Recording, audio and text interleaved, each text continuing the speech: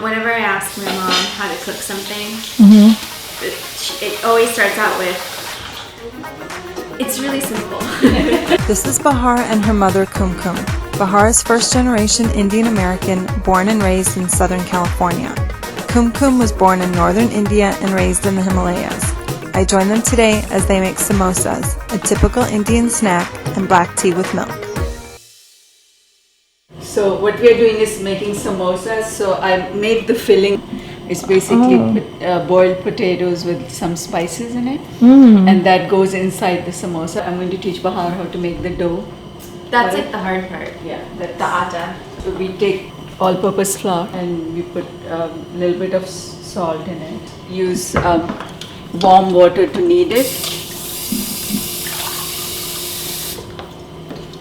And to make them really flaky and pastry-like, we put a little bit of shortening in it because it's less greasy, you know. I want you to mix it really well. Break the shortening. Okay. And they're deep fried, so I have some shortening here which is melted already. Mom, I don't see the shortening anymore. Well, just break it up really good into the flour. I was like her little sous chef, so now what do I do? She definitely involved me in the cooking and taught me like, okay, this is what you do now, and then you do this. So even though I don't do it a lot, I think that if I really had to sit down and do it, I've just been hearing it for so many years. Good job. How did you learn how to make this dish? I actually watched my mother make it, or we sometimes used to have a help which would make it, and because I left home quite early to go to college, and in India you have help, so I didn't really have a practical experience. Mom liked to cook herself, so main part of the meals she would cook, but she would have helpers to do the dishes, to fetch things, to cut the vegetables and things like that, and we weren't allowed because it just was the culture. And at times when we did, Mom was very particular. So it was like runs in the family. We both aim for perfection, fail every time. Speak for yourself. So I think I'll help you a little bit over here. Well, I think more water now. No. We need to do this first because it's really... Should I do it on here? Just knead all this dry flour into it with your hands. And then we'll take it from here. I graduated from law school in May, and I took the bar exam at the end of July. And now I'm waiting for the results, so not a lawyer yet. When she was very little, the way her temperament was and the way she interacted and was very opinionated and all that I knew that that's what she should become.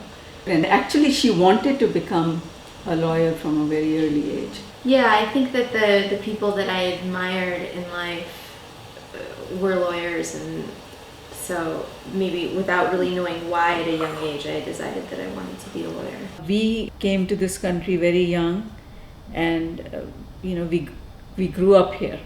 So we were fortunate to have presence of mind and get the opportunities to get best of both worlds. And that's how we brought them up. It was encouraged. We talked about politics and life and religion and current events at the dinner table. So I always gave my opinion, whether they wanted it or not. Let me help you with this a little bit. Just tell me what to do. Okay, let me just feel it. There were different standards. I would come home from spending weekends or overnights with my friends, and I would remember my mom saying, now your friends may talk to their mother like that, but now you're here and that's not okay. I don't know if it was because she was born in India or we were Indian or not, but I know that I couldn't do certain things that maybe my friends were allowed to do, and it was hard to understand. When I was growing up, there was no talking back. Even though you were in the wrong, you could not chat back and say, no, wait a minute, you're wrong. You couldn't say that. Bahar, did you want to learn how to cook before you got married, or is it something that sort of happened now that you are a wife? I definitely wanted to learn how to cook before, because my husband knows how to cook and we cook together. Oh, okay. But I think that, you know, eventually we'd like to have kids and start a family. And I think about being so far from, you know, my grandmother's older, my aunts and uncles are all in India. So I think that if I don't learn it, I want to be able to pass that on to my kids. This is great. Perfect. So now what you do is you just take a little at a time and you just kind of do this in your hands because it becomes smooth. Okay, so it's ready. We can start rolling it. This is the part I like the least.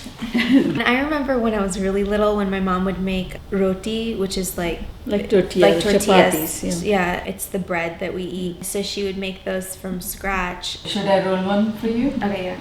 I would make little mini ones for my dad. Like, I don't know why, you know, like everything that I made, or it was like for my dad. It was like a little one for my dad. And then he would have to go, it's so good.